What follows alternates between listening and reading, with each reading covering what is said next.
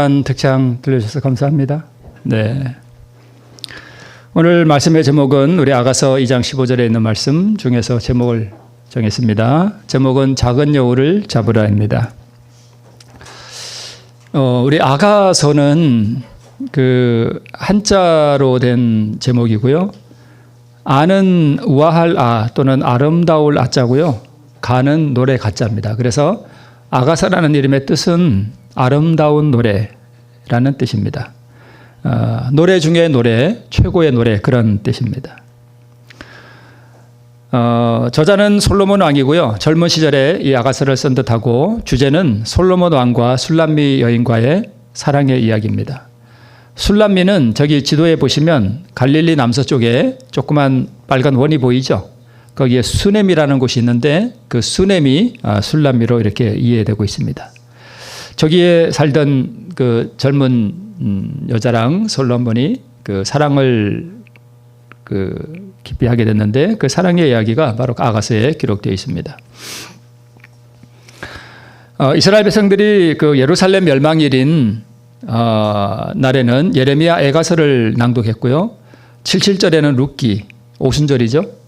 룻기는 그 떡 두 개를 만들어서 하나 되는 하여튼 그런 의미가 있습니다. 초막절에는 전도서, 그 다음에 부림절에는 당연히 에스더서를 읽었습니다. 그런데 특별히 6월절에 아가서를 읽었어요. 6월절은 우리가 무슨 날인지 다 아시죠? 예수님의 희생을 상징하는 그러한 날이죠.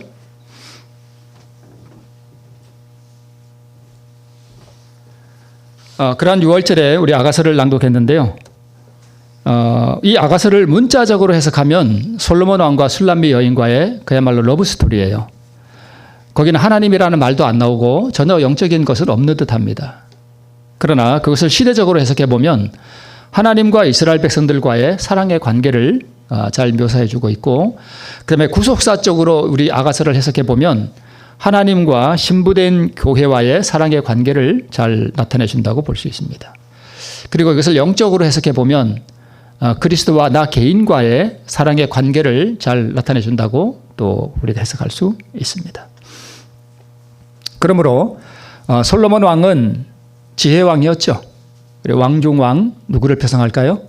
그리스도를 표상하고, 술람미 여인은요, 이스라엘, 교회, 그리고 나를 상징합니다. 포도원은요, 그리스도와 개인이 속한 사랑의 공동체. 우리 이 교회가 뭐예요? 포도원이에요. 그 다음에 내가 속해 있는 가정이 포도원입니다.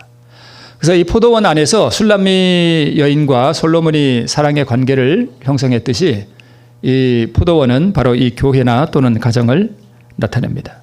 그래서 이사야 5장 7절에 대저 만군의 여호와의 포도원은 이스라엘 족속이라고 말씀하고 있는 것입니다. 자, 여기 포도원이 보이죠? 참 너무 아름답죠? 자, 이 포도원이 보이는데 이 포도원은 나와 공동체를 말해요. 가정, 교회 또는 사회를 나타냅니다. 자, 그런데 오늘 본문의 말씀에 보니까 우리를 위하여 여우, 곧 포도원을 허는 작은 여우를 잡으라라고 말씀합니다. 왜요? 우리의 포도원에 꽃이 피었습니다. 과수원을 이렇게 하시는 분들은 아시겠지만 이렇게 꽃이 피었을 때 서리가 오면 어떻게 되죠? 다 죽어버려요. 그래서 꽃이 피었을 때 아주 중요해요. 그죠?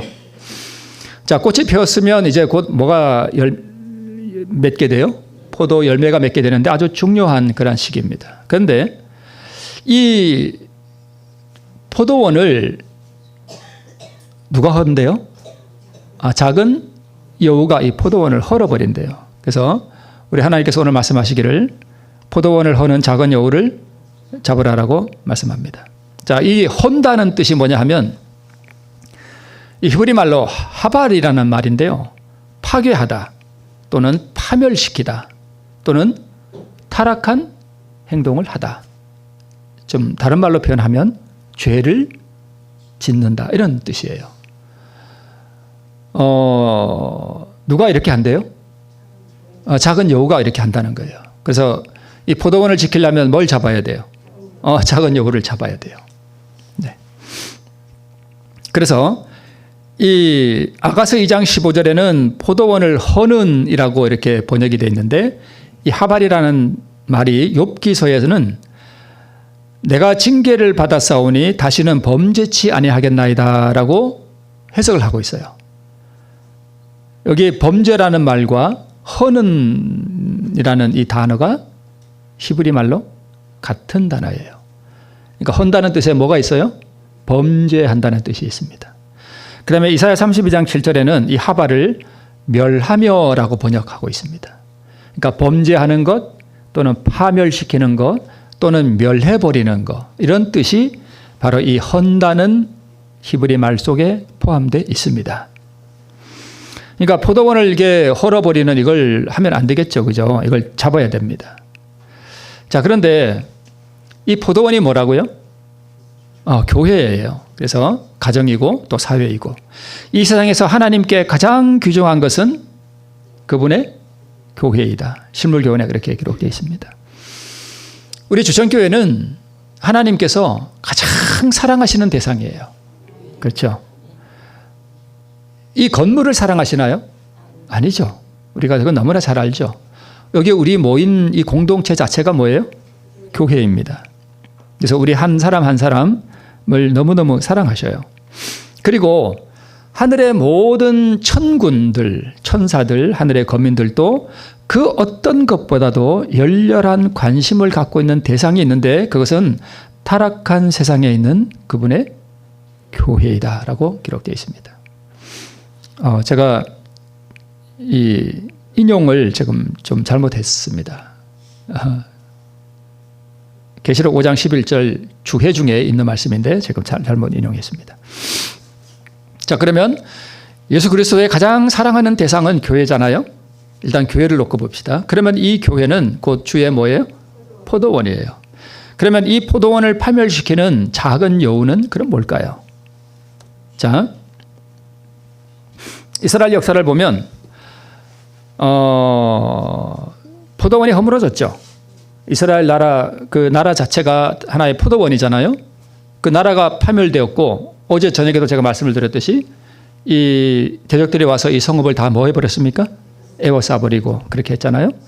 왜 그렇게 포도원이 다 허물어졌는가 하면, 이스라엘의 역사를 보면 너희 죄악이 또 너희 죄가 그 얼굴을 가리워서 이렇게 됐다, 이렇게 다 말씀하고 있잖아요. 네. 나와 우리가 속한 공동체, 하나님과 그분의 사랑하는 백성들과 나의 공동체, 곧 내가 속한 가정과 교회와 모든 조직체, 또한 그분과 나와의 내밀한 관계로서의 공동체, 내 마음 안에서 이루어지는 그분과 나만의 공동체, 그죠? 그것도 포도원이에요. 이 포도원은 어디 있는 거예요? 내 마음 안에 있는 포도원이에요. 그죠? 네. 를 파멸시키는 작은 여우를 잡으라라고 말씀하고 있습니다. 그러면 여우는 뭘까요? 답이 나왔네요. 그죠? 아까도 보니까 이 헌다는 말은 범죄하는 거잖아요. 그죠? 그러니까 범죄하는 게 곧 여기서는 뭘로 상징되어 있는가 하면 여우라고 표현되어 있습니다. 이것이 포도원을 헌단 말입니다. 이스라엘 백성들의 죄가 결국은 이스라엘 나라를 뭐 시킨 거예요? 파멸시킨 것입니다. 그래서 여우를 잡아야 돼요. 그래서 사랑의 관계를 분리시키는 그러한 권세를 말하는 것입니다.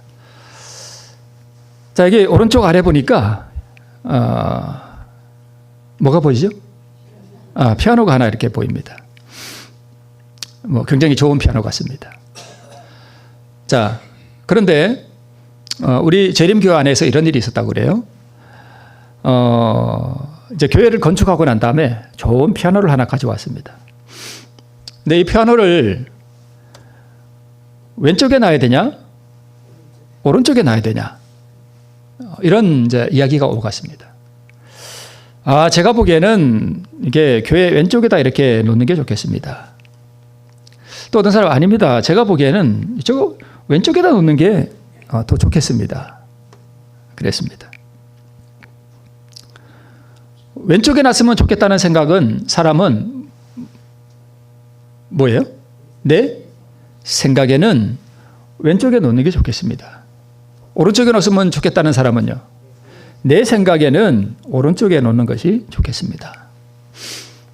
근데 이렇게 이제 의견이 이렇게 분분하게 나왔는데 그만 한쪽을 좀 양보했더라면 좋았을 것을 내 생각에는 하는 이것을 굽히지 않아서 그 교회가 어떻게 됐다고 우리가 한번 들어보셨죠, 다들. 그죠? 교회가 어떻게 됐을까요? 반쪽이 됐습니다. 그래서 교회가 우르르 반 나가버리고 분리가 되어버렸습니다. 자, 이 교회는 뭐라고요? 공동체고 포도원입니다. 자, 이 포도원이 어떻게 됐습니까? 갈라져 버렸습니다. 분리가 되어버렸습니다. 옛날 이스라엘 나라도 남방 유대와 북방 이스라엘로 갈라졌죠. 다 죄악 때문에 그래요. 자, 그런데 이 피아노를 왼쪽에 놔야 되냐 오른쪽에 놔야 되냐 하는 이 일로 분리된 이 교회는 무엇이 그렇게 이 교회를 이 포도원을 분리되게 했는가 하면 뭐예요? 내 생각입니다. 내 생각.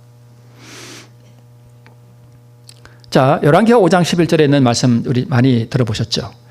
나아만이 노하여 물러가며 가로되 내 생각에는 저가 내게로 나와 서서 그 하나님 여호와의 이름을 부르고 당초 위에 손을 흔들어 문둥병을 고칠까 하였도다. 그러니까 예수님을 상징하는 엘리사가 전해준 그 치료의 방법이 나아만이 문둥병을 고침을 받기 위하여 올 때 가지고 왔던 자기 생각과 달랐습니다. 내 생각에는 엘리사가 나와서 정중하게 자기를 영접하고 서서 자기를 정말 존경하는 마음으로 치료를 이렇게 해줄 줄 알았습니다. 그런데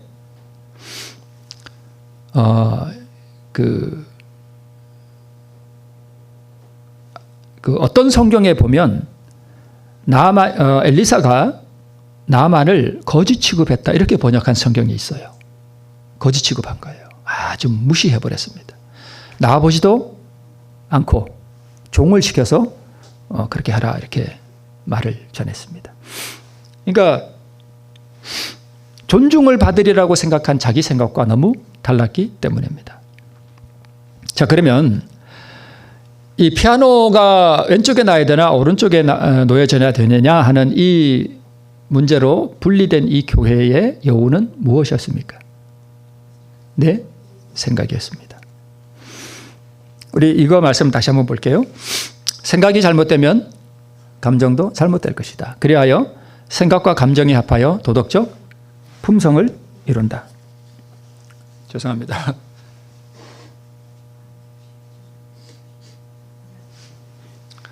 제가 갑자기 사라져서 제가 코로나 걸린 건 아니고요.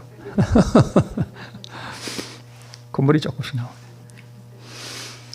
자, 무엇과 무엇이 합해져서 도덕적 품성을 이루어요? 생각과 감정이 합하여 도덕적 품성을 이룹니다. 자, 그런데 그대들이 그리스도인으로서 생각과 감정을 제지하지 않고자 뭐 할 것 같으면 작정할 것 같으면 그 다음에 조금 밑에 내려와서 붉은 글씨 보면 회심과 불평의 길을 따르도록 뭐 할 것 같으면 뭐 한다면 허용한다면 그러면 여기 세 가지가 나옵니다. 생각과 감정과 그러면 작정하고 허용하는 것은 뭘 상징해요? 우리의 마음 작용 가운데 의지를 상징해요. 그러니까 생각과 감정과 의지가 작용하면 우리의 뭘 이루어요? 품성을 이루게 됩니다. 그래서 하나님께서는 여호와의 말씀에 내 생각은 너희 생각과 뭐하며 다르며 내 길은 너희 길과 다르고 내 생각은 너희 생각보다 더 높다라고 생각합니다. 말씀하고 있습니다. 이게 무슨 뜻이냐 하면 사람들은 내 생각에는 피아노를 왼쪽에 놨으면 좋겠습니다 라고 할 때 자기 생각이 다 뭐하다고 생각해요? 옳다고 생각해요.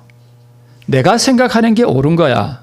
내 생각대로 해야 돼. 이게 인간의 마음이라는 것입니다. 근데 하나님은 뭐라고 우리에게 말씀하는가 하면 내 생각은 네 생각보다 뭐하다?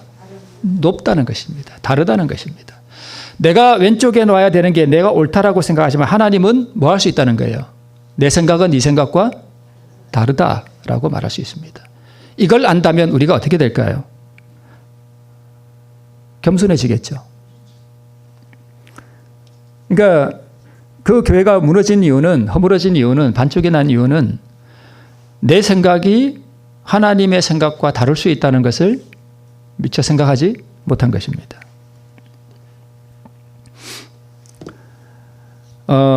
제가 이것도 한번 말씀드렸던 것인데요.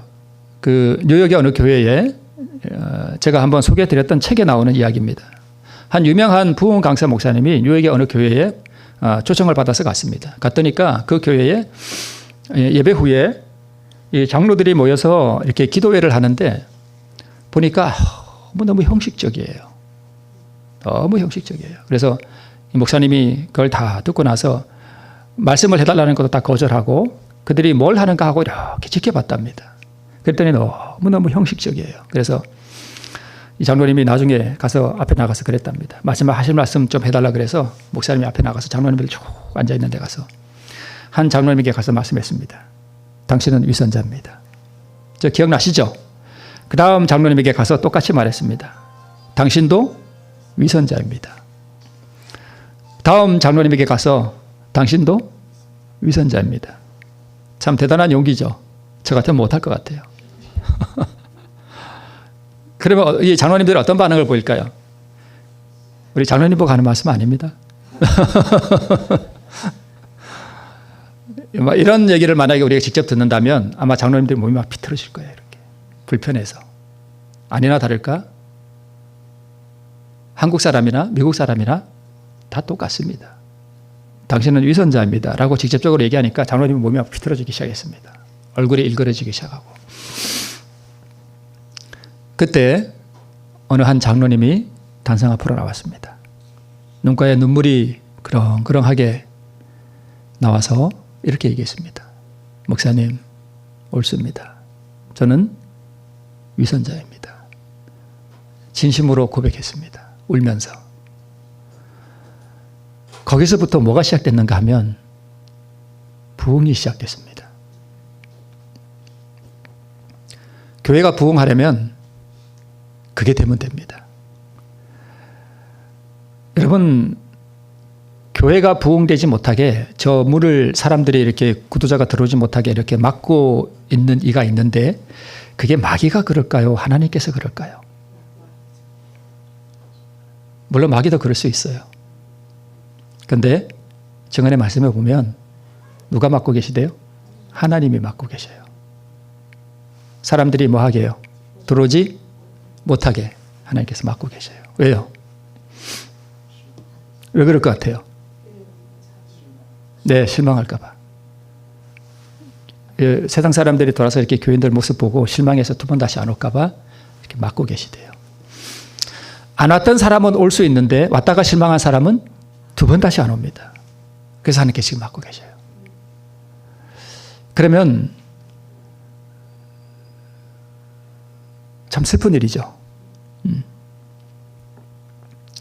참 슬픈 일입니다.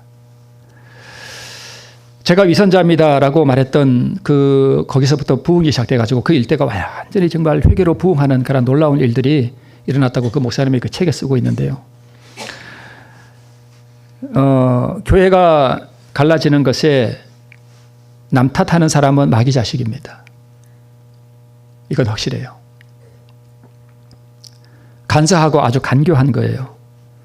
그래서 어느 교회나 이런 것들이 있는데 교회에서 이렇게 세력을 형성하려고 이렇게 하는 사람들은 마귀 자식입니다.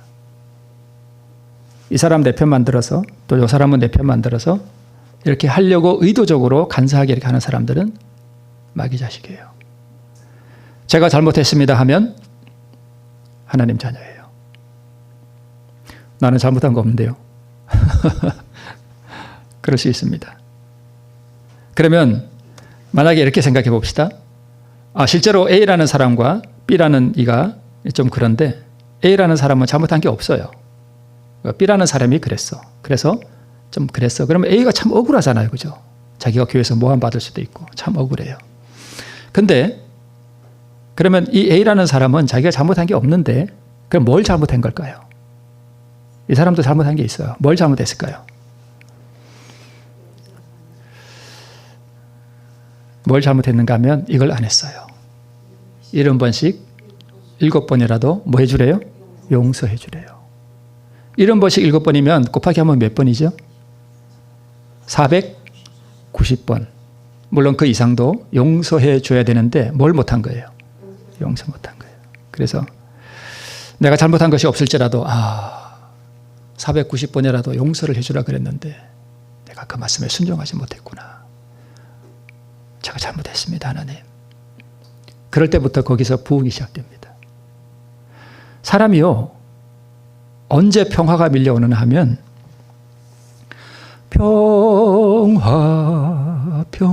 평화로다 하는 이 평화가 마음에 임하는 게 어떻게 임하는가 하면 나를 버리면 평화가 와요. 그러니까 사람이 왜 불안해지는가 하면 다른 사람이 나를 이렇게 평가할까 봐 두려우면 불안해지기 시작해요. 그런데 다른 사람이 나를 뭐라고 평가하든 그래, 내가 나쁜 사람 되자. 그래, 나를 버리자. 다른 사람이 나를 이렇게 뭐 욕하면 어때? 나는 잘못한 게 없으니까 그냥 나를 버리자. 그래, 나를 버리자. 그래, 완전히 포기하고 버려버리면 뭐가 임하는가 하면 평화가 임해요. 평화로다, 평화로다. 잘못한 사람은 잘못해서 잘못됐다 해야 되고 잘못한 게 없는 사람은 그 사람을 490번까지라도 용서해 주지 못한 것을 하나님 앞에 그렇게 하면 되는 것입니다. 은혜로 믿음으로 말미암아 구원을 얻은 사람의 마음에는 나아만과 무비보셋이 공존합니다. 나아만은 억지로라도 굴복시켜야 하는 죄된 본성을 의미하고 이거 지난 시간에 했었죠. 무비보셋은 즐겨 죄의 본성을 굴복시키게 하는 은혜의 역사를 말해요. 이거 이해하시나요, 여러분? 은혜로 구원받아서 은혜로다, 은혜로다, 모든 것이 은혜로다. 그 은혜가 무비보셋처럼 나를 굴복시키고 자를 굴복시키게 하는 은혜의 역사를 이루는 사람도 그 마음속에는 또 모두 같이 존재하는가 하면 억지로 굴복시켜야 하는 죄된 본성이 여전히 존재하고 있습니다. 공존하는 거예요. 억지로라도 믿음으로 자신을 굴복시켜서 하늘의 능력을 경험하고 은혜의 충만한 역사가 남을 용서하고 자기 잘못을 인정하게 하고 용서를 비는 행위를 하게 한다면 그 사람은 구원을 얻은 사람입니다. 우리 조선교회 성도님들은 구원을 얻으셨습니까? 제가 이런 질문하는 거 별로 안 좋아하는데, 그죠? 여러분 구원 받았습니까? 그러면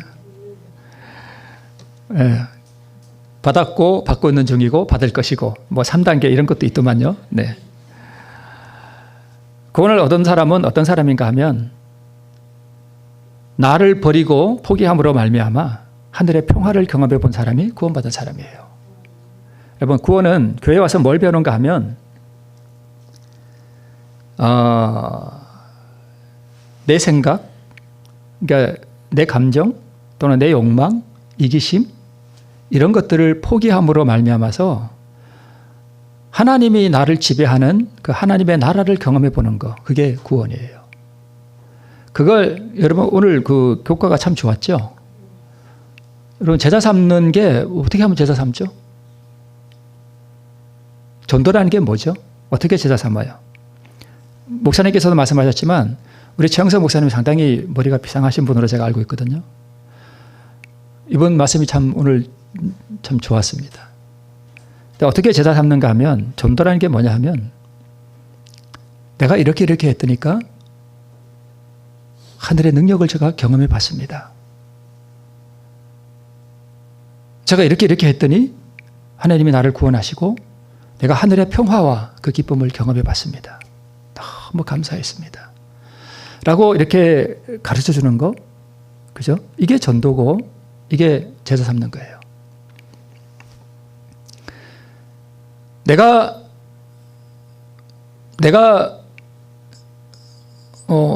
산에 갔더니 어느 산에 갔더니 옹달샘이 하나 있는데 거기 옹달샘이 너무너무 시원하고 물맛이 좋더라. 그러면 나는 그 샘이 어디 있는지 알죠? 어디 가서 이렇게 돌아가면 어디에 샘이 있다. 그러면 목마른 사람이 있다면 내가 그 사람을 그 샘으로 뭐 할 수 있어요? 데리고 갈 수 있어요. 그게 제자예요. 그죠? 그러면 대리부고감을 받았던 사람도 내가 누구 따라가서 이렇게 가봤더니 거기 좋은 셈이 있더라. 당신도 거기 가봐라. 그게 제자 삼는 거 아니겠어요?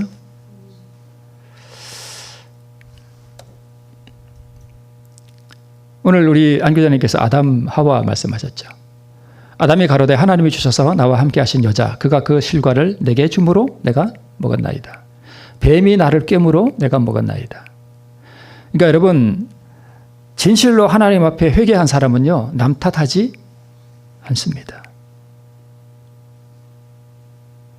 물론 무비보셋이 다윗을 맞으러 나갔을 때 나는 이렇게 잘못한 게 없는데 저 사람이 나를 속이고 이렇게 했습니다 라고 말하는 게 잘못은 아니에요. 그죠? 당연히 그렇게 말할 수 있어요. 그게 잘못된 거 아니에요. 그러나 하나님 앞에 진심으로 회개하는 사람은 그것까지라도 하나님 앞에 다 내려놓습니다. 그래서 다니엘은 71회의 그 기간이 맞춰지는 것을 70년의 그 기간이 맞춰지는 것을 깨달았을 때 자기 죄를 회개하는 그런 모습을 보입니다. 성경에 죄가 기록되지 않은 사람이 몇 있죠? 요셉, 다니엘 이런 사람들. 그런데 다니엘은 자기 죄를 고백합니다. 자, 그 다음에 우리를 위하여 여우 곧 포도원을 허는 작은 여우를 잡으라 라고 말씀하고 있는데요. 어떤 여우래요? 근데 작은 여우래요. 여우가 작죠? 작은 여우래요. 자, 여기에 작다는 것은 히브리 말로 카탄이라는 말인데 어린 또는 하찮은 또는 중요하지 않은. 자, 피아노를 왼쪽에 놓냐 오른쪽에 놓냐 하는 게 중요한가요? 물론 중요할 수도 있죠. 중요할 수도 있지만 사실 이 거시적인 어떤 이 교회의 어떤 그런 높은 이상적인 그런 면에서 볼 때 피아노가 왼쪽에 위치하느냐 오른쪽에 위치하느냐 하는 것은 중요하지 않습니다. 그게 중요한 게 아니에요. 그 작은 여우 때문에 자, 사단은 언제나 의견의 차이를 일으키게 하고자 힘쓰는데 왜냐하면 그는 이것을 통하여 하나님의 사업을 가장 그리고 효과적으로 방해할 수 있음을 잘 알고 있기 때문이다. 이것들은 주목할 가치가 없는 사소한 일인 것 같이 보일지 모르지만 이렇게 해서 뿌려진 씨앗은 반드시 그 열매를 거두게 된다. 별로 주목받지 않은 이 작은 죄들은 너무나 일반적인 것이지만 사단은 이것을 이용한다. 사단이 우리를 타락시킬 때요. 큰 걸로 타락시키지 않습니다. 뭘로 타락시켜요? 작은 걸로. 보세요. 사람들과의 관계에서도 그렇고 교회 안에서도 그렇고 우리 가정에서도 그렇고 우리에게 불화를 가져오는 것은 큰 일로 말미암아서예요? 작은 일로 말미암아서예요? 작은 일이에요. 사소한 일들이에요.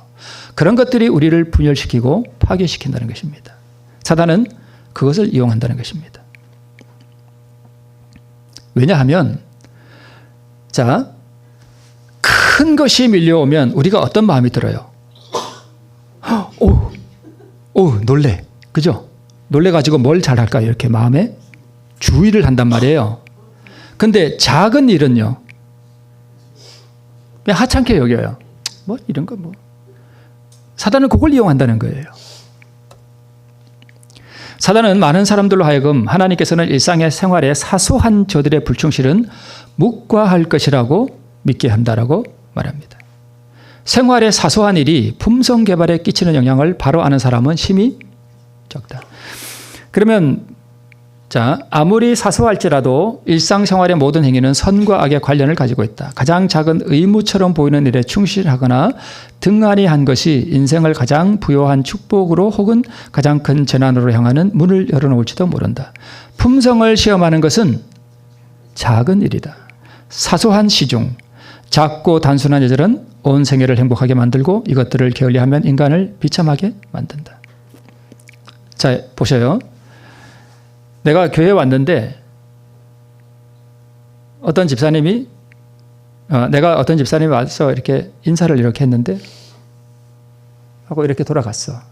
반응이 없었어. 작은 일이에요? 큰 일이에요? 작은 일이에요. 그렇죠? 근데 이 작은 일이 인사를 한 사람에게는 엄청나게 대못을 박아버립니다. 그래요, 안 그래요? 그렇다니까요. 마음에 상처로 남아요. 우리를 행복하게 하는 것은 큰 일이에요, 작은 일이에요. 여기 보면 작은 일이 우리를 행복하게 하기도 하고 작은 일이 우리를 불행에 빠뜨리기도 하고 교회를 분열시키고 주의 포도원을 허는 것은 큰 여우가 아니라 작은 여우라는 것을 알 수 있습니다. 작고 단순한 예절, 그러니까 예모가 없고 예의를 차릴 줄 모르는 사람은 좀 그래요.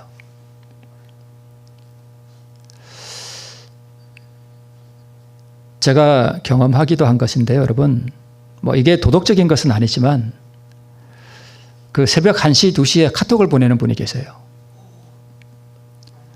제가 그걸 전에 이렇게 딱 보고 나서 이게 그리스도인이 이래도 되는가? 어떤 사람은 그 시간이 고운하게 자야 될 시간이에요. 근데 그 시간에 까똑 해버리면 잠이 깰 수가 있어요. 그건 예의가 아니에요. 그래요, 안 그래요? 그래요. 그게 큰 일이에요, 작은 일이에요? 작은 일이에요. 새벽 1시에 어떻게 왜 카톡을 보내죠? 본인은 그 시간에 잠이 안 와서 카톡을 보낼 수 있지만 다른 사람은 자야 된단 말이에요.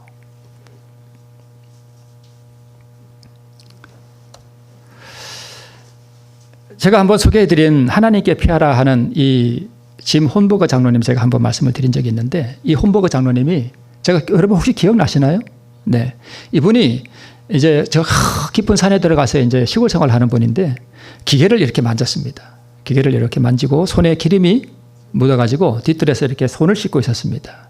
근데 그의 부인이 여보 뭐해요? 하고 물었습니다. 그때 그의 마음속에 뭐가 싹 올라왔는가 하면 아니 보면 몰라? 손 씻고 있잖아. 별 바보같이 그런 걸 묻고 있어. 라고 대답해 주고 싶은 마음이 속에서 올라왔습니다. 그때 이 장로님의 마음속에 하나님의 음성이 들렸습니다. 뭐 진짜 확 이게 그런 거 여러분 아시죠? 생각이 스쳐가듯 마음속에 떠오르듯 그런 생각이. 짐, 아내를 점잖게 대해라 라는 음성이 들리더래요. 그래서 손을 씻고 있어. 제 음성이 부드러운가요? 그렇게 대답했답니다. 그랬더니 그의 와이프가 난 또 당신이 뭐 하나 하고 궁금했지 라고 부드럽게 대답을 했습니다. 자, 여러분 가정에서 아내가 여보 뭐해요? 하고 이렇게 묻는데 보면 몰라 손 씻고 있잖아. 그게 이렇게 대답하는 게 큰 일이에요? 작은 일이에요? 작은 일이에요. 제가 오늘 아침에 저도 집사람한테 좀 실수를 했는데 제가 생긴 건 이래 생겨도 소갈머리 없게 생겼잖아요. 그래도 집사람하고 장난을 잘 쳐요. 장난 안 칠 것 같죠? 제가 장난을 아주 좋아하거든요. 집사람하고 장난을 좋아하는데 조금 오버했어요. 오늘 아침에는. 그래서 제가 여와서 뭐 이렇게 음악 틀고 있는데 집사람이 저 오더니 당신 나보고 어떻게 그런 말을 하시냐고. 근데 저 사람도 내가 장난으로 한 걸 알기 때문에 마음의 상처는 아닌데 그리고 내가 웃고 말았습니다. 자, 큰 일이에요? 작은 일이에요? 작은 일이에요. 우리 가정을 행복하게 하고 우리 포도원을 지키는 것은 큰 일로 지키는 것이 아니라 또는 우리 포도원이 무너지는 것은 큰 일로 무너지는 것이 아니라 작은 일로 무너져요.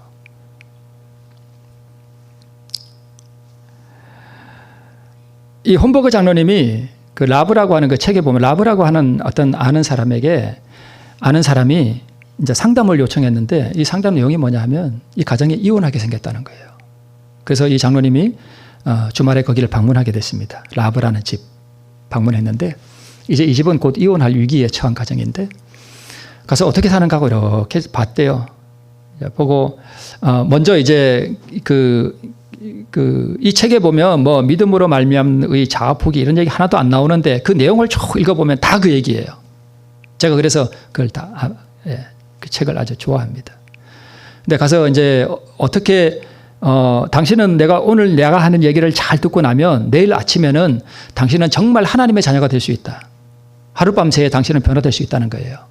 그리고 쭉 얘기해 줬어요.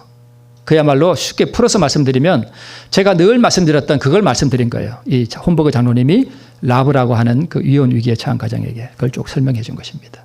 그러고 나서 그 다음날 아침에 자고 아침에 일어나서 식사를 하는데 그 뜨끈한 오트밀 죽을 잘 먹나 봐요. 그 사람들은 그 오트밀 죽을 이렇게 큰 걸 해갖고 이렇게 그릇을 쭉 놔두고 이제 하는데 라브라고 하는 사람이 자기 그릇에 푸드래요.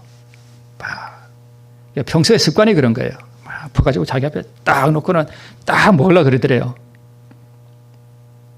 근데 뭐가 보여요?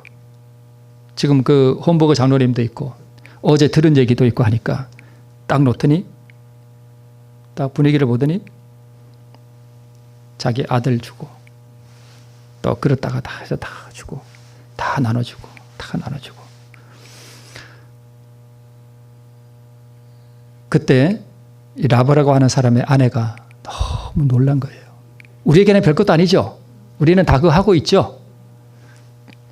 저는 제가 지시하면서 웃고 있는데 그 짓을 제가 잘합니다. 음식을 이렇게 차려놓으면 집사람하고 이렇게 앉아서 먹는 게 아니라 제가 먼저 먹고 있어요.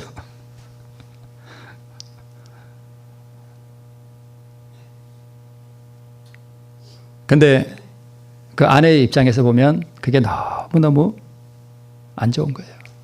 그게 큰 일이에요? 작은 일이에요? 작은 일이에요.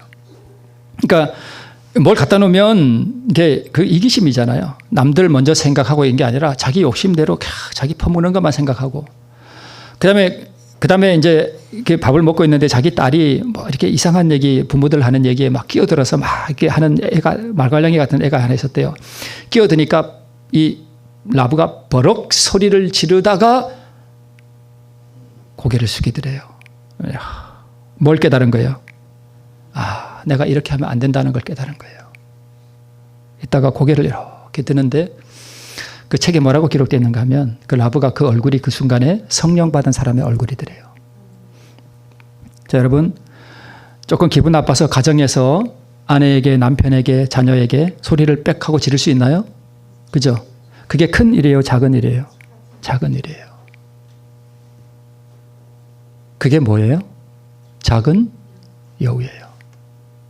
교회 안에서도 마찬가지고요. 스가랴 4장에 보면 이 촛대에 감람류가 들어와서 기름을 밝히는 그것들이 있는데 성전 건축에 대한 관련된 일이거든요. 이 모든 것을 우리 마음속에 일어나는 마음의 성전을 건축하는 데다가 초점을 맞추고 또 적용을 시켜야 되거든요. 우리 가정 성전 또 교회 성전을 어떻게 우리가 건축해 나가고 우리의 품성을 어떻게 건축해 나가느냐 관련된 그러한 적용을 우리가 해볼 수 있습니다. 그런데 여기 이렇게 기록되어 있습니다. 작은 일의 날이라고 멸시하는 자가 누구냐? 자, 그냥 이것은 넘어가고요. 시간이 없으니까 이거 다시 한번 반복해 볼게요. 복습해 볼게요. 여리고성을 무너뜨린 사람들이 그 다음에 아이성 무너뜨리죠. 그런데 아이성에서 왜 실패하죠? 우습게 봤습니다. 어떤 성이라고요? 작은 성이라고. 자, 보세요. 제가 어제도 말씀을 드렸습니다마는 이스라엘 백성들이 출애굽해서 가나안에 들어가는 것은 영광의 왕국이라고요? 은혜의 왕국이라고요? 은혜의 왕국이에요. 하나님 나라가 내 안에 이루어졌더라도 내 안에는 여전히 정복해야 할 뭐가 있어요? 죄, 마귀 본성이 있단 말입니다. 그런데 내 안에 마귀 본성은 여리고성같이 큰 것도 있고 아이성같이 작은 것도 있다는 거예요. 그런데 사람들이 어디서 많이 실패한다고요? 작은 거에 실패한다고요. 일생생활의 작은 것, 우리 가족들에게 하는 말투, 보면 몰라, 손 씻고 있잖아, 바보 같은 질문을 하고 있어. 이런 거, 그죠? 이런 것들이 여자에게는 엄청난 상처가 되잖아요, 그죠? 그런 것들이 우리 가정을 포도원을 무너뜨린다는 것입니다.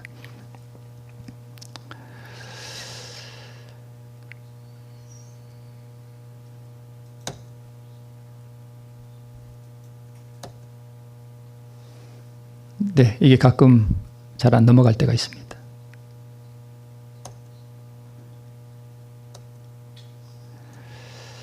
네.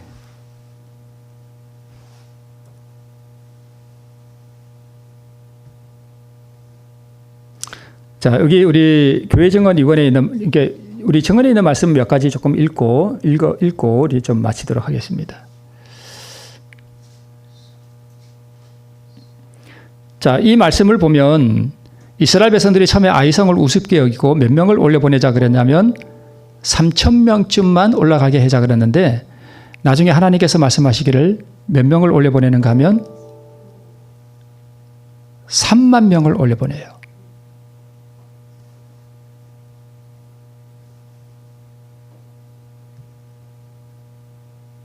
네, 이게 지금 매끄럽지가 않습니다.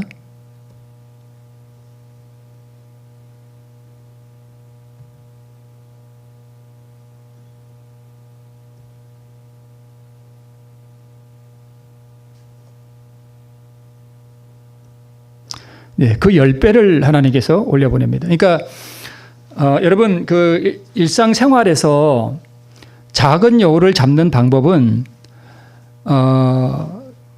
큰 어떤 시련이나 이런 것이 올 때는 의연하고 좀 담대하게 대처할 필요가 있고요. 우리 일상생활에서 작은 말들, 우리 작은 그러한 상황에서는 정말 최선을 다해서 거기에 굴복할 필요가 있습니다. 기도로 실험하면서 굴복할 필요가 있어요. 작은 일이라고 그게 자아를 굴복하는 게 쉬울 것 같죠? 절대 쉽지 않습니다. 작은 일이 어려워요, 여러분. 왜 하나님께서 아이성 무너뜨릴 때 온 백성을 다 올라가라 그러고 3만 명을 올라가도록 하고 정예 군사들, 그다음에 성 뒤에 매복까지 시키고 작전 지시까지 주셨는가 하면 우리 일상생활에서 일어나는 그 죄된 본성, 작은 것을 굴복시키는 것이 결코 쉽지 않다는 것을 우리에게 가르쳐 주는 거예요. 최선을 다해야만 굴복시킬 수 있다는 것을 우리에게 가르쳐 주고 있습니다. 정말 기도로 실험하면서 굴복시켜야 돼요. 그렇지 않으면 그 작은 것에 무너진다는 것입니다. 그래서 누가복음 19장 17절에 보면 지극히 작은 것에 충성하였으니 10고을 권세를 차지하라 이렇게 말씀하고 있고 교회증언 2권에 보면 품성을 시험하는 것은 큰 거래요, 작은 거래요? 작은 거래요. 작은 것들로 우리의 품성이 형성되고 그것으로 우리의 품성을 시험하게 되는 것입니다. 날마다 가정에서 해야 할 작은 일들을 신실히 행함으로 하나님과 함께 동력하는 자가 되며 그리스도와 같은 품성을 완성하고 있다는 것을 우리가 뭐 해야 돼요? 기억해야 돼요. 교회 생활할 때, 직원회 할 때 나의 작은 말 한마디, 나의 말의 억양까지라도 조심스럽게 하고 남의 마음에 상처가 되지 않도록 나의 억양까지라도 제어하고 나의 얼굴 표정까지라도 그런 사소한 것들이잖아요. 그죠? 그런 것들을 최선을 다해서 굴복시키라는 거예요. 명심하라는 것입니다. 나의 온 마음을 다해서 그렇게 주의하고 그렇게 하라는 것입니다. 이런 것을 아무렇게나 툭툭 내뱉고 이렇게 하고 저렇게 하고 그럼으로써 우리의 포도원이 무너지고 내 마음의 포도원도 뭐 한다는 거예요? 무너진다는 것입니다. 작은 것. 그래서 작은 여우를 잡으라는 것입니다. 그의 온 생애를 빛나게 한 것은 작은 일에 뭐 했기 때문이다? 충성했기 때문이다. 다니엘 얘기예요. 큰 일이 아니라 다니엘은 물론 큰 일에도 충성했지만 작은 일에도 아주 신실하게 행했다는 것입니다. 소홀히 하지 않고. 행동이 되풀이되면 습관이 되고 습관은 품성을 형성한다. 끈기 있게 인생의 작은 의무들을 행하라. 그대들이 작은 일에 충성하는 것의 중요성을 과소평가하는 한 그대들의 품성 건설은 만족스럽게 되지 못할 것이다. 라고 말씀하고 있습니다. 치료봉사에 생애는 주로 위대한 희생과 놀라운 업적으로 이루어지는 것이 아니고 뭘로 이루어진대요? 작은 것들로 이루어져요. 내가 가정생활할 때 나의 말 한마디, 어투, 표정, 억양 하나까지 부드럽게 하고 친절하게 하고 예모 있게 하는 그러한 것들로 우리의 신앙이 이루어진다는 것입니다. 우리의 생애에 주목할 만한 가치조차 없는 것처럼 보이는 작은 것들로 말미암아 큰 선이나 악이 초래되는 수가 너무나 허다하다. 우리가 이혼하는 가정이 생기고 막 이런 것들도 사실 큰 것보다는 어떤 것들이 쌓여서 작은 것들이 쌓여서 그러한 일들을 이루어지게 만든다는 것입니다. 습관이 꼴지어지고 품성이 잘못 형성되는 것은 작은 것들을 통하여 우리에게 오는 시험들을 우리가 견디지 못하기 때문이다라고 말씀하고 있습니다. 우리에게 중요한 것은 새로운 지식보다는 지금까지 우리가 배워서 아는 것들을 뭐 하는 거예요? 실천하는 것입니다. 작은 여우를 잡음으로 우리의 포도원을 잘 지키는 우리 모두가 되시기를 바라면서 말씀을 마치겠습니다.